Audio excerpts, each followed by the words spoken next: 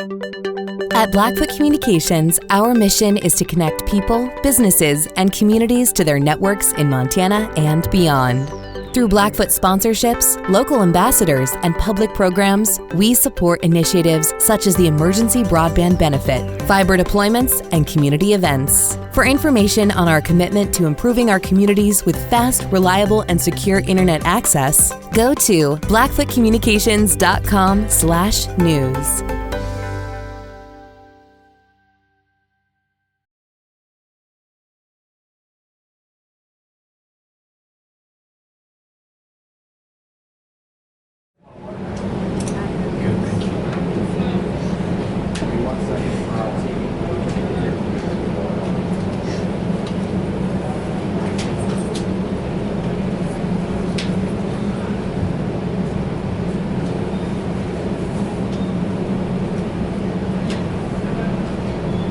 Everyone ready?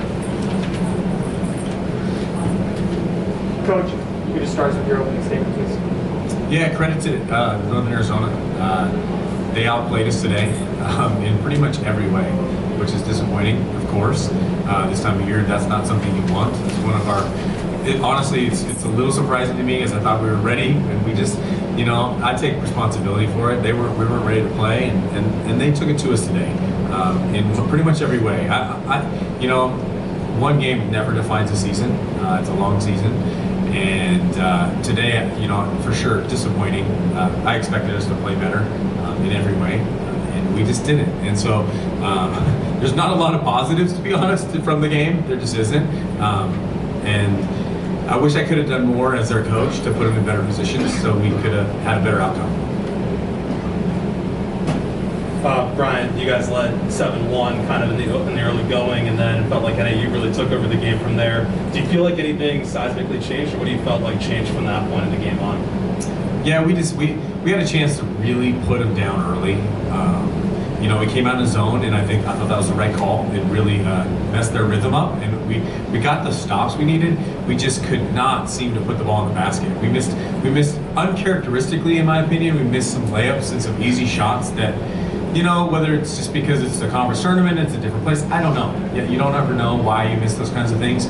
But we had a chance to be up pretty big in the first quarter, and I thought that was probably the most telling thing is we had them on their heels, we didn't take advantage of it, and you give a good offensive team like them some momentum, and then it became downhill kind of at that point.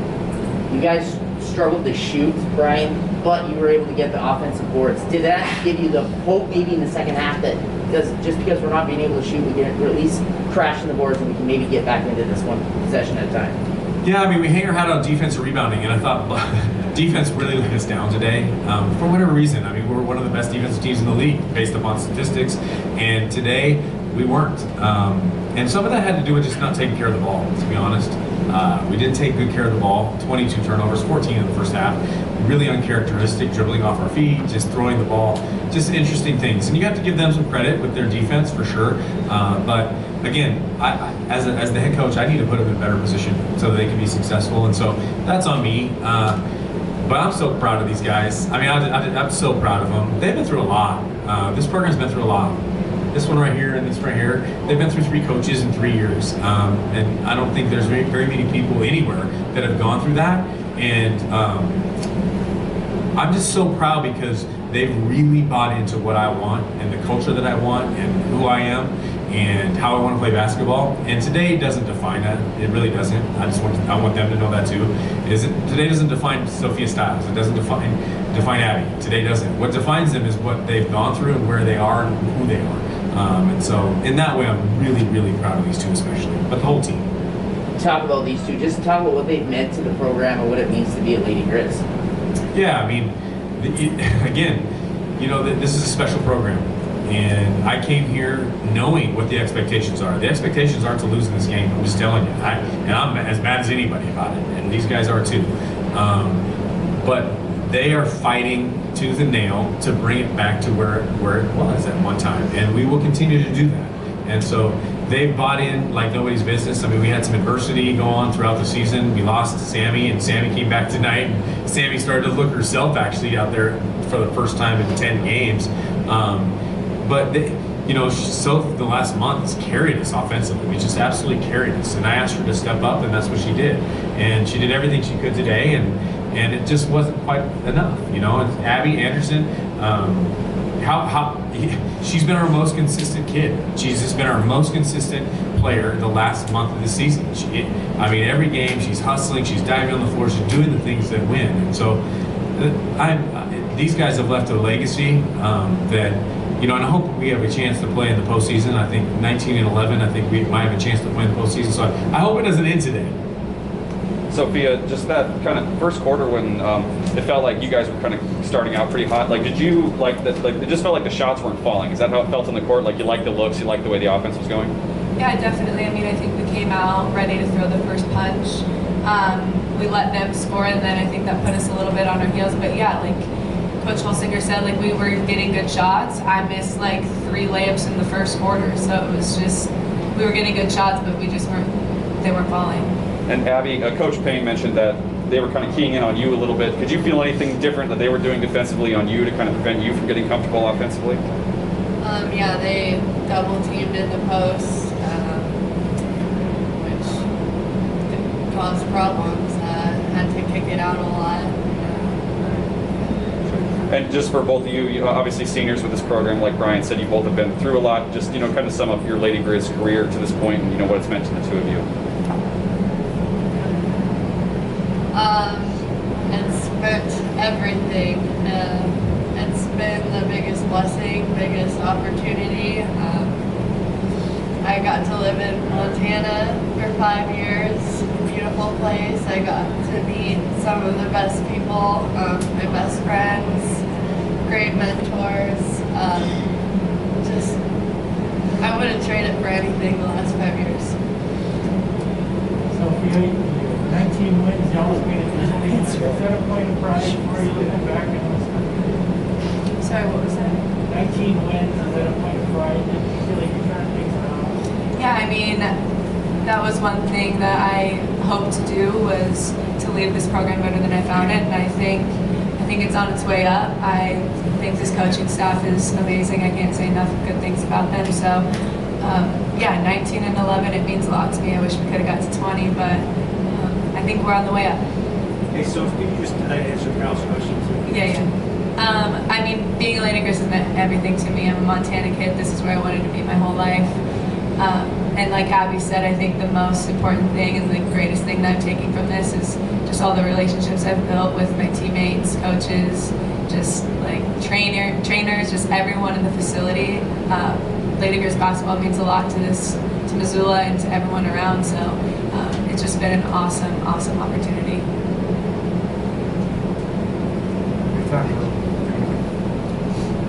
Coach, you see the emotion from your players.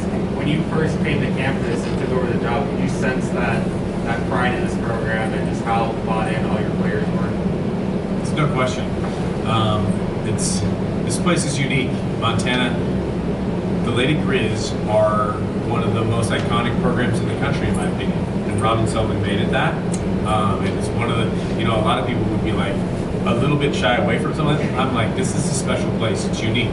And these girls make it like this. And all the things, I tell a story after we beat Montana State at home, the former players were the ones that were more excited after the game than anybody else in the whole arena. And so that's unique.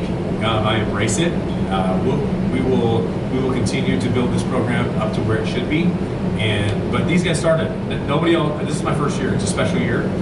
No matter how hard it is that it ended, this is a special year with these people. I'll never forget this group because it is my first year here, and I'm just really, really fortunate to be their coach. Coach, obviously it took them tonight because it's an event with them in the wire against last second shot. Did that have a lot of motivation for you and the team, knowing that you were that close to beating the team off? Yeah, I thought so. Yeah, it's interesting. The game's a funny game because we were battling, and one of the things we've struggled with all year, and this has been something we've really dealt with, is doubt and fear, and it creeps in, right? Anytime things don't go your way, how do you respond to that? And so we have been learning day by day, step by step, how to handle those moments when, okay, it's not going our way, whether it be a call, a shot, a last second play, something like that. How do you handle that? And we talk about the next right thing, just do the next right thing. And sometimes we don't get over those things fast enough. And we ran into a team that they got confident and they played really well, and we just didn't. And so you have to give your credit to NAU without a doubt how they played. And it just wasn't we let little things impact us today, and it kind of just went from there. And that's why we have to develop a culture that handles adversity better on a consistent basis. We will. It's just we're not quite there yet. As we put for Gabby, the rivalry against NAU goes back beyond just basketball. We play against this team a couple of in the same game. Could you describe a little bit about the rivalry against NAU and what you heard about that?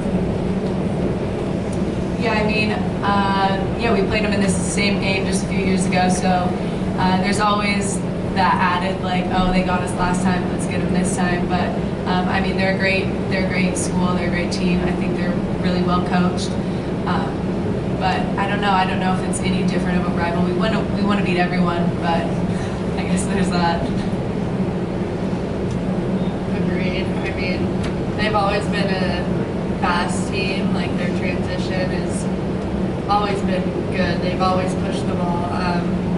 For me, Rashid, Bradford, Orndorff, they're all from Portland or Oregon, so it's kind of fun playing people from your home state, but they're great players and push them well. Brian, you kind of mentioned just, obviously the turnover in coaching that this program has had over the last few years. But, for you, your first year as the head coach of this program, still not a normal year with COVID and everything like that. So I guess how would you just kind of sum up this first year, going 19-11 and, working with a lot of these players? Fantastic. It's been a joy. From day one, they have 100% bought into what I want to do. There's always bumps in the road. There's always those kinds of things. And it's cost a few games here and there and those kinds of things. But this is a journey, and I tell them this all the time. You try to do things the right way, and how you handle failure and losing is as important as you handle winning, right? And I preach it to them. Hard things happen in life. That's just part of it. How you respond to it, how you come back from those things is what's important. And that's part of the culture we're developing. And so we all season have had some really weird things happen. We didn't get to practice for almost a month. We didn't practice our own stuff, right? Like, we're literally preparing for games, traveling, prepare for gameplay. We didn't get to practice, almost a year. So that's super hard, to be honest. There's a lot of things that we don't do well that I wish we could practice, but with the way things happen, we had 4 road games on Mondays. For a month, we just travel, and so I'm proud of them. I try to keep give perspective. We went 12-8 in conference, and of course today we just played poorly today. But we went 12-8 in conference. We lost on a last-second tip in at NAU. We lost on a bank 3 at Northern Colorado, and we gave up a lead. And so there's 3 games right there that now we're right there to win the conference title. So this team's really close. I wish we'd have had a little bit more normal year to practice and kind of develop the right way, but we didn't. And so hard things occur, and I dealt with it. And I thought these kids responded masterfully. They really did. And so I couldn't be more proud of them. And again, I really hope, I don't know, the WNIT, we would love to play in it, and I think, based upon our net ranking and where we finished and our record, I think we should have a chance. I hope they pick us, because we'd love to keep playing for sure. Thanks, everyone. Thank you.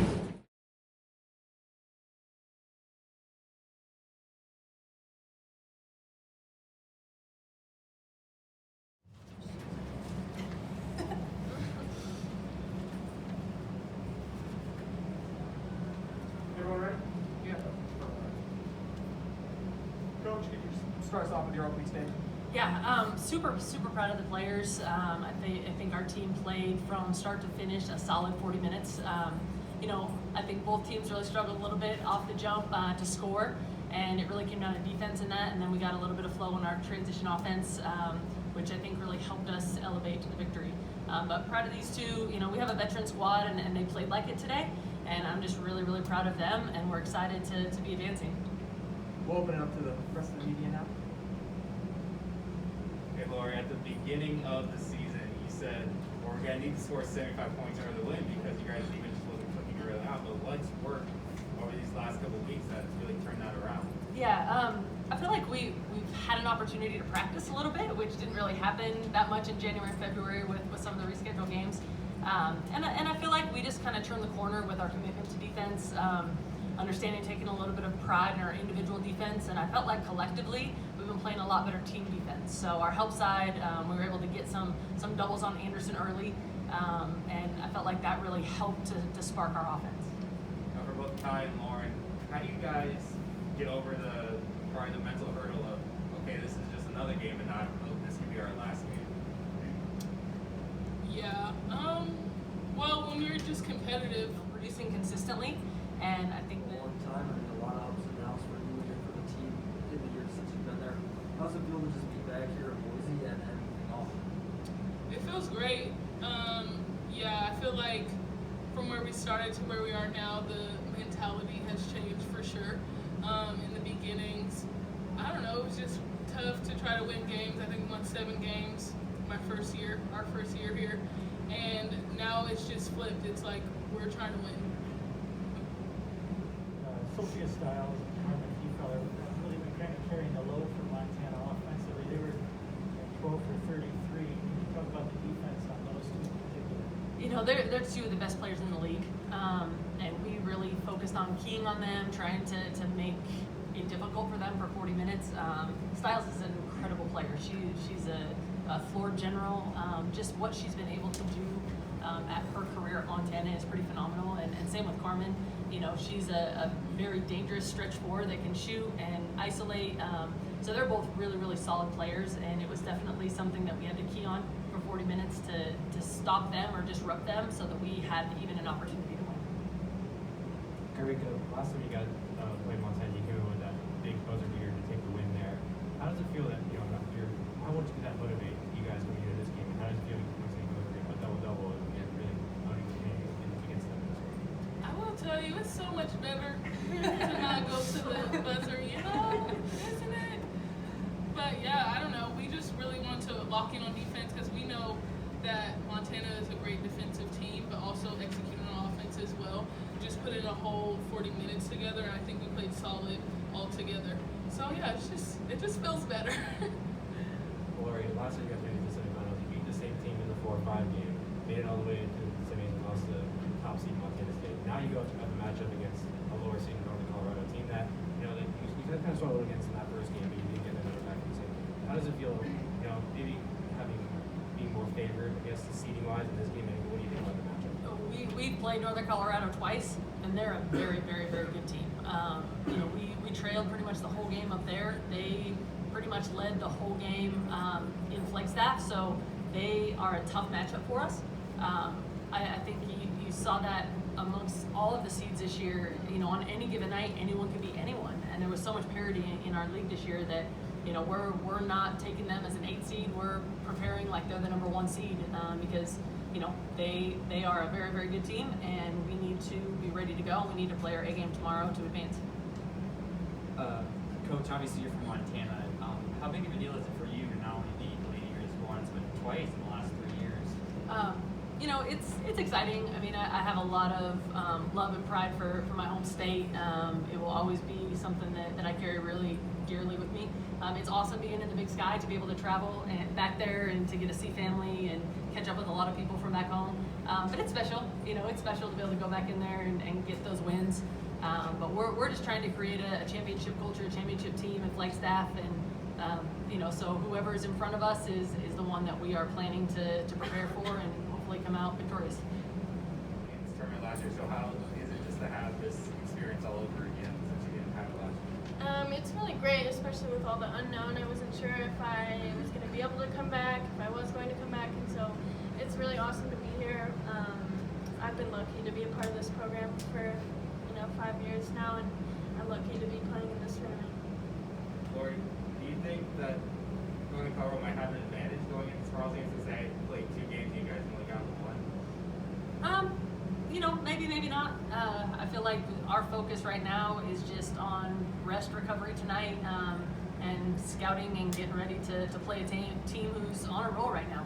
You know, they had 2 big wins. They've been playing really well. They finished the season on 2 big wins. So for us to just turn around, we got to focus on playing a very, very good team tomorrow. Coach, what did you feel like the turning point was tonight? Rebounding. You know, I think in the first quarter we gave up like 4 O-boards in 1 possession, and we just gathered them together and said, if we're going to win this game or even give us a chance to win this game, we got to flip it and rebound. And I think at half they had 8 O-boards, and we only gave up 3 in the second half. So that commitment to rebounding, we got out rebounded by 2. But that was a gap that we knew, that was a stat that we knew we had to take care of for us to even have a shot. And then, you know, we took care of the ball pretty well, and our defense was very swarming in the first half, and I think we forced them into 14 turnovers in the first half, which I think gave us a significant advantage with our transition defense or transition offense. So it definitely turned into points for us. A lot of conversations have been at 40 points in the first half. Not a conversation you have to have this week. How does that feel? It's great. You know, I love seeing just the continual improvement in our defense. Obviously, we can score the ball. We are one of the best offensive teams in the conference, but that's not going to win us a championship. You know, it will put us in a great position too, but we have to get critical stops down the stretch, and I feel like we're starting to do that a little bit more. We have time for 1 or 2 more. Right here.